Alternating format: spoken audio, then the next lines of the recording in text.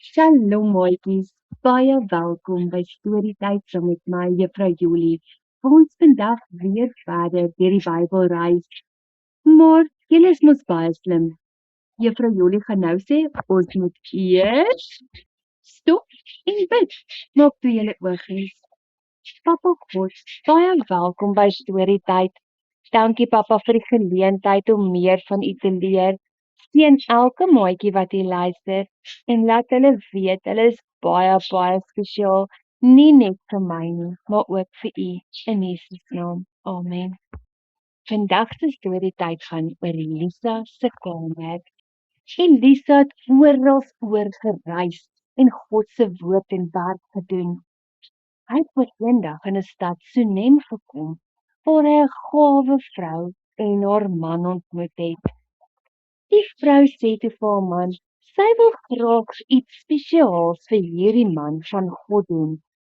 En terwyl Elisa daar kuier, toe wys hulle vir hom die groot verrassing wat hulle vir hom het.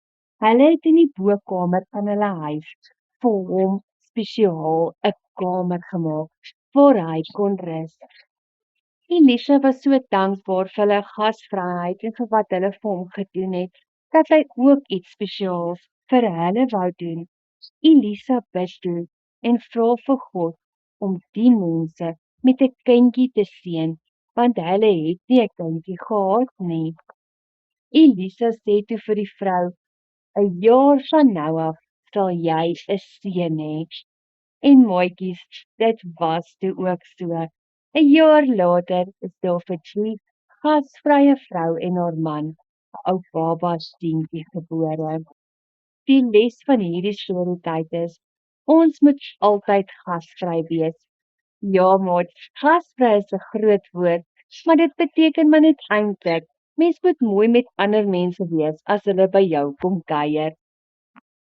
Sonskyn en Boelie Brak wil graag die Paasverhaal by julle kerk of skool kom vertel. So asseblief kontak vir Juffrou Jolie. Sy sit julle in haar dagboek.